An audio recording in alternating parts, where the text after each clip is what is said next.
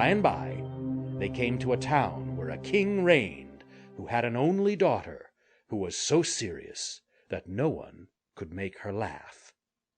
Therefore the king had given out that whoever should make her laugh should have her in marriage. The simpleton, when he heard this, went with his goose and his hangers-on into the presence of the king's daughter, and as soon as she saw the 7 people following always one after the other, she burst out laughing, and seemed as if she could never stop, and so the simpleton earned a right to her as his bride.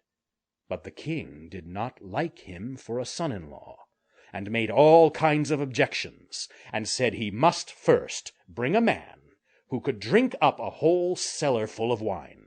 The simpleton thought that the little gray man would be able to help him, and went out into the forest, and there, on the very spot where he felled the tree, he saw a man sitting with a very sad countenance. The simpleton asked him what was the matter, and he answered, "I have a great thirst, which I cannot quench. Cold water does not agree with me. I have indeed drunk up a whole cask of wine, but what good is a drop like that?" Then said the simpleton, "I can help you, only come with me, and you shall have enough."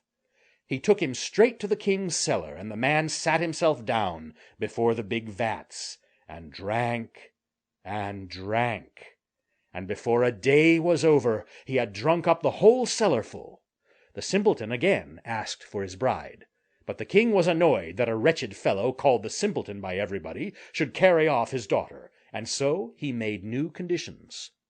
He was to produce a man who could eat up a mountain of bread.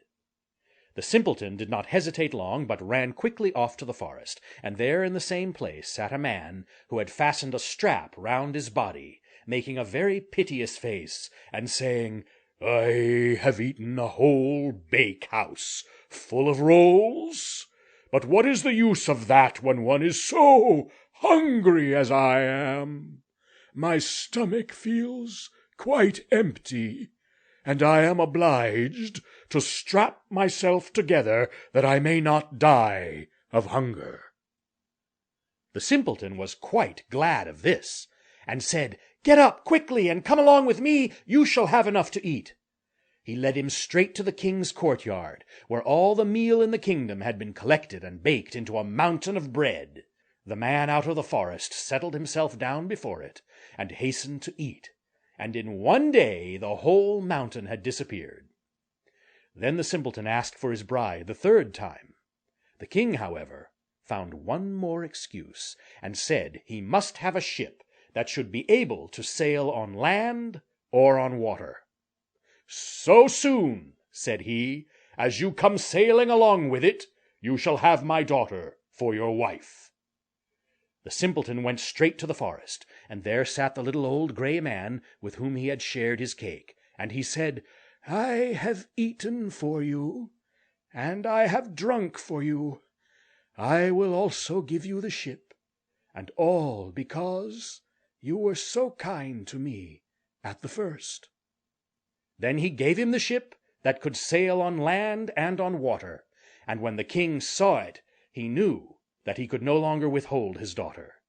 The marriage took place immediately, and at the death of the king, the simpleton possessed the kingdom, and lived long and happily with his wife.